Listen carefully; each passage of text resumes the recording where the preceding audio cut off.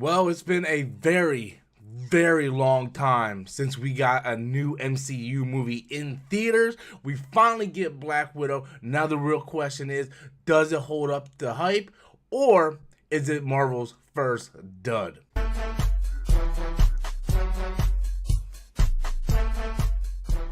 Hey everybody, welcome back to the channel once again. I am Robert Storms. As always, if you're finding me for the very first time, please be sure to hit that thumbs up, hit that subscribe button if you're new to the channel. That way you guys can stay up to date on all future content. So Black Widow has officially arrived. It's been a year since this movie's supposed to have been released, but due to circumstances in the world, we did not get a chance to see this movie. But now it is here, it is out. Is it living up to the hype, or is it Marvel's first dud? Now this is going to be spoiler free. I'm not going to go into any spoilers in this review, so if you haven't seen the movie yet, don't worry, I'm not going to spoil a thing for you. Going in as a viewer, that these movies are solo type films, right? The next few movies are going to be solo, smaller movies building up to the next main crossover. This is not a crossover movie. This is a solo independent movie based on Black Widow's story. This is her story. You're not going to get the type of Thanos invading, giant set piece, explosions and all that, and all these different characters. You're not going to do that. The story is going to be more toned down and more independent for the Black Widow character. There is a great supporting cast to this with Florence Pugh, David Harbour, Rachel Weisz. Great supporting cast in this movie, so there's a lot to like within this movie.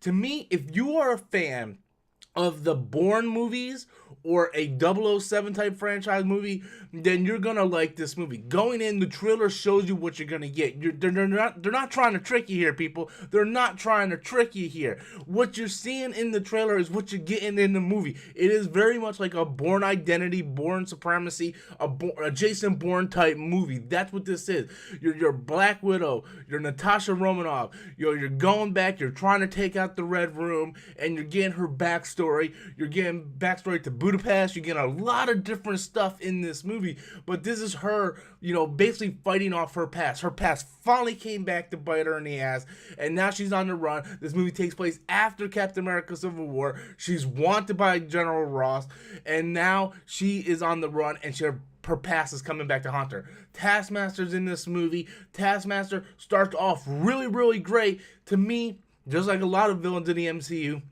they have great villains that start off great, and toward the end it just kind of peters out, and then the reveal of the villain, and you're just like, oh, womp womp.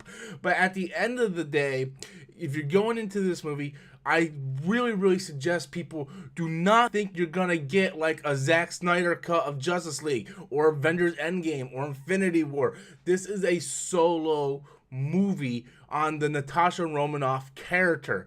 That's what this movie is, and you have to understand that going in, because I think a lot of people are going in and are like, oh, this is nothing special, this is nothing underwhelming. You have to compare it with like Captain America First Avenger, Iron Man 1, Thor, The Incredible Hulk, like the first wave of those solo movies. This is very much on the same level as those, and in some ways I think this movie is better than a lot of those. I think this movie is more exciting than Captain America First Avenger. I think this movie is better than the first Incredible Hulk. There's a lot of stuff in this movie that I really enjoyed, but I'm also a fan of the Jason Bourne franchise. I'm a fan of those spy type movies and the hand-to-hand combat and all that, the fighting, the action, all that, the cinematography, the set pieces were done very well. I will say this right off the bat with the supporting characters. David Harbour does get a little much sometimes. That's one of my biggest flaws with recent Marvel movies,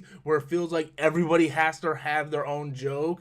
It's like, he sits there, he just, at some point, he just doesn't shut up. There's time to have comedy moments, but there's overdoing it. Rachel Weisz, she was okay in the movie. She didn't really blow me away, but Florence Pugh kind of stole the show in this film. And that's the one thing. Going in with Scarlett Johansson and Florence Pugh, you have two great actresses, and Florence Pugh really stole a lot of the scenes that she was in. And I went in saying, okay, well, how much is this going to be centered around Florence Pugh, and is this going to play a twist and a role in upcoming MCU movies? Because Kevin Feige always likes to set up the next series, the next phase in the movies. And sure enough, there is something at the end credit scene. If you haven't seen the movie yet, please stay. There is something at the end credit scene that you want to check out that's going to set up for future Marvel installments. But Florence Pugh, I thought, was amazing, like she is in everything. Scarlett Johansson, again, never misses a beat. If you're going into this movie, I just want to kind of hit the nail on the head over and over, just letting you guys know that you're getting a Jason Bourne spy type movie. You're not getting the over the top, 100 different enemies coming at you. It's very much a more toned down type movie. The end set piece was done very, very well. It was very action packed, very heart pumping. It was really, really good. This movie felt a lot like Captain America Winter Soldier. And there's a lot of beats in this movie that actually mirrors Captain America Winter Soldier, right down to some of the set pieces.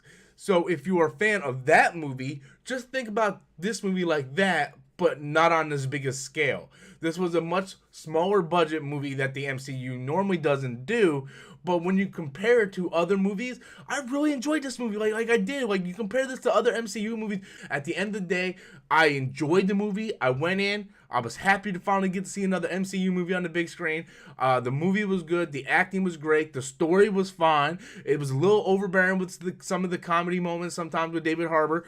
But overall, I walked out very, very pleasantly surprised. And I'm thinking about purchasing this on Disney Plus so I can watch it again in the comfort of my own home. So, guys, that's my review of Black Widow. Finally, 4 phases in, she finally gets her solo film. I want to know what you guys think. Be sure to leave your comments in the comment box below. Until next time, as always, I'm Robert Storms, and that's my opinion.